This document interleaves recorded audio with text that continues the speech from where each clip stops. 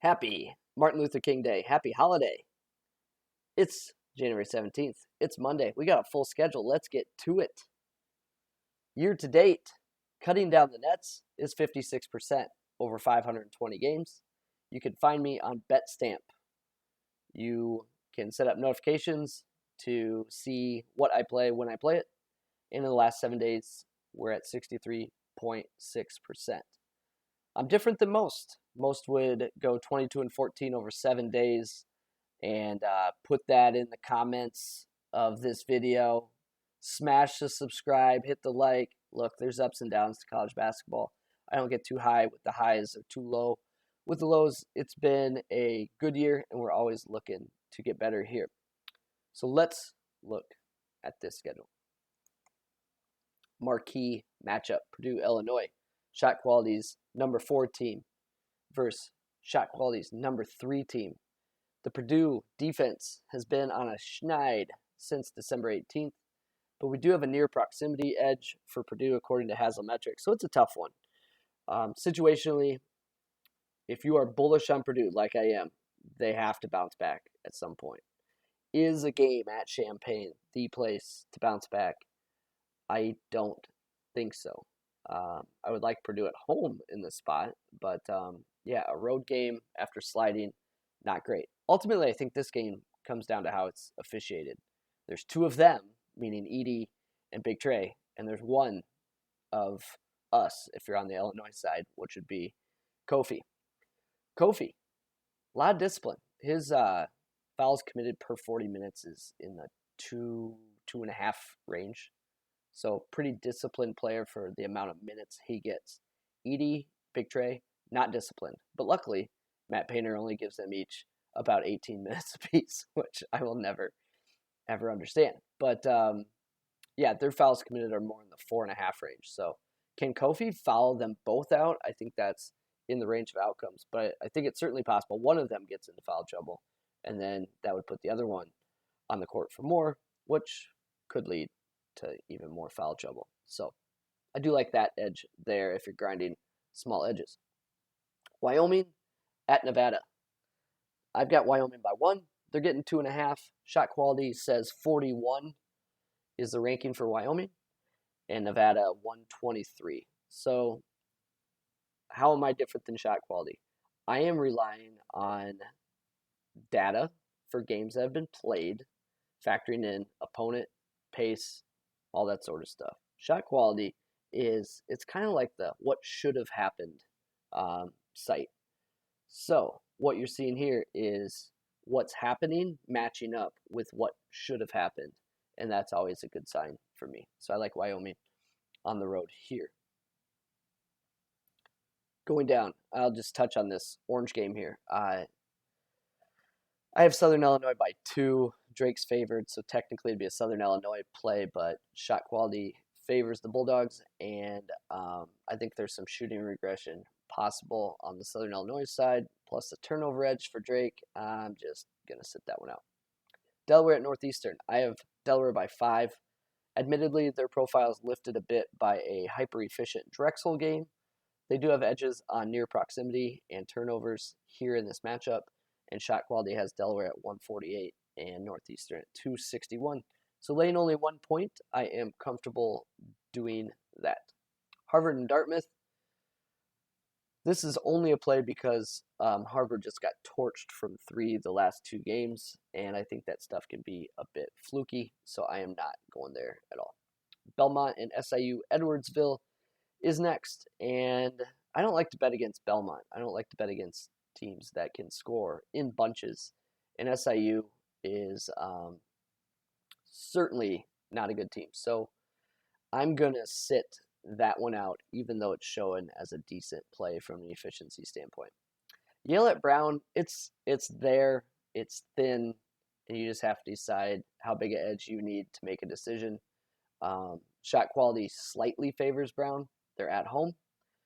Matchup-wise, everything's average across the board. Like sometimes you get some green for really good stuff and red for really bad stuff.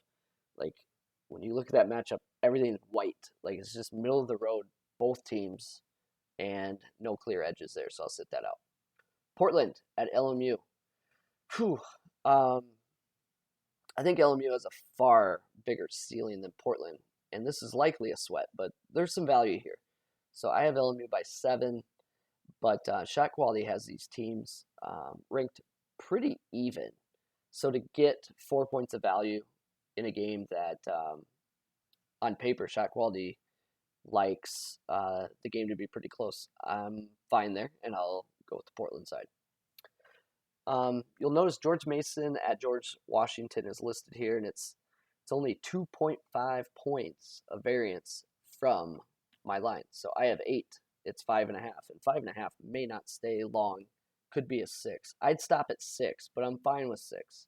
I just think there's plenty of edges for Mason here. It's tough to lay 2 possessions on the road though, but shot quality agrees. Mason's 80th overall. George Washington 281. This one's a little tricky. LaSalle and St. Joe's. I say 14. Ken Palm says 10. Torvik says 13. And the line's 7.5. So, seems easy on paper. But you dig into shot quality, and they're closer than it would appear. And I love the St. Joe D. What they do is they force you into jump shots. And I like that because LaSalle is certainly not a strength there. So I like it, but man, something's fishy about that line, if you know what I mean. PVAM at Alcorn State. We've got some bottom 340 teams here.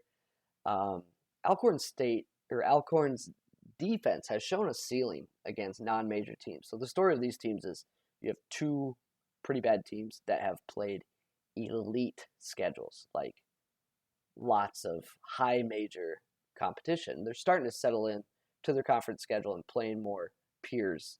And I like what I'm seeing out of Alcorn State in those type of games. And it just looks like they're trending, now that they're into the conference schedule, far better than PVAM is trending. And that's how my data landed on -10 versus -5. Norfolk State, Maryland Eastern Shore shows up here, but Maryland Eastern Shore hasn't played a month, and they've played only 8 D1 games this year. Skipping that. UNC Wilmington at Charleston. Similar records here, but UNC Wilmington is far worse than their record indicates, and I think the Charleston offense is in a bounce back spot here, but this is a lot of points. So shot quality has Charleston at 187, Wilmington at 241. Line is 8.5. I have it closer to 12.5. So there's some value there, but it's a tricky one. Towson at William and Mary. I bet so many Towson games this year, but and they keep covering, but it's usually a sweat. This is just a lot of points. Look, William and Mary is not very good, but this is a lot of points. So maybe a live bet, if we're being honest with ourselves. So final card looks like this. The space in between is kind of a tear break. So Illinois -2, I'm fine with it. I don't know how the public will react to this. Is everyone going to buy into like the Purdue bounce back, or is it, hey, it's the home team? I don't know, but when I have what I want, I go for it. I can't control what other people do. I do try to predict that to get better numbers, and that's why I have 2.5% closing line value on 520 bets. But I like Illinois -2. I like Wyoming +2.5. I'm comfortable betting that at that number. Delaware -1. Comfortable with that at that number. Portland +11. Comfortable with that. George Mason. This one I mentioned was a little thinner than most. That's why there's a tier break here. But 5.5 is probably the best number you're going to get. And if you can only get a 6, I'd be fine with that. The next 3 are definitely monitoring for me. St. Joe's -7.5 shows as a pretty good play from a data perspective, whether you're looking at my stuff, Torvik, or Ken Pop. But yeah, it just seems a little fishy, and shot quality has these teams a little tighter. Alcorn State, going to see if I can get a better number there. And then Charleston -8.5. Going to see if that dips down a little bit. So it's a decent Monday. Sometimes Mondays only have 10, 12 games on them, and we've got a pretty good schedule today. So this is Cutting Down the Nets. Thanks for stopping by. We'll see you tomorrow.